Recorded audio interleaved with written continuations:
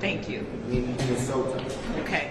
So when all of this started, on the day after the inauguration, we warned all of you that chaos would be up. We've been right. We warned you that corruption would be up. We were right. We warned you that costs would go up and he'd create disasters with these tariffs. We were right. And now we're here to warn you about something else.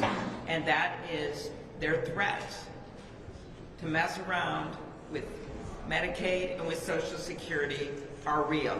It isn't just a game. During the joint address, the president spent 3 minutes mocking Social Security.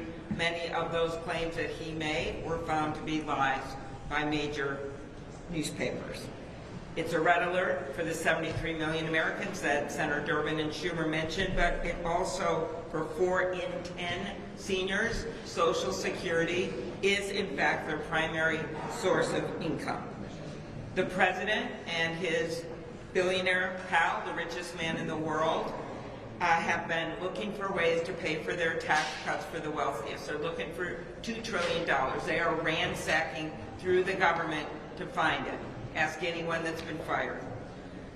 Musk's team is now trying to fire 7,000 men and women who work every day to make sure seniors get their hard-earned checks on time. So I know a little bit about this.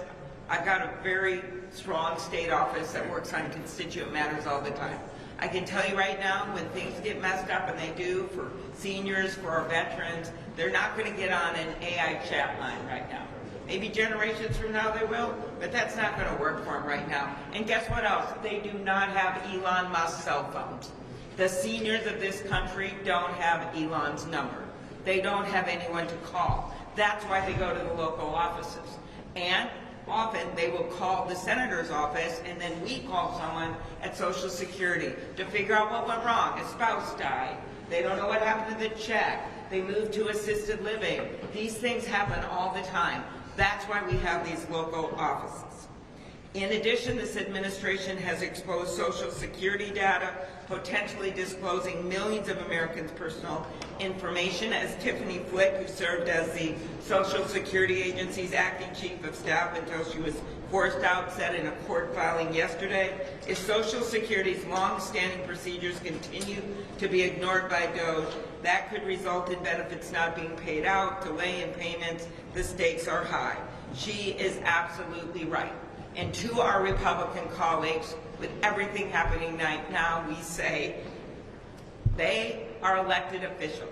They are not subjects to a king. They have the ability to stand up. In fact, if 3 of them would do it in the House, or 4 of them, depending on the type of vote, would do it in the Senate, they could stop this. They could do something about the tariffs, and they could certainly do something about this assault on Social Security.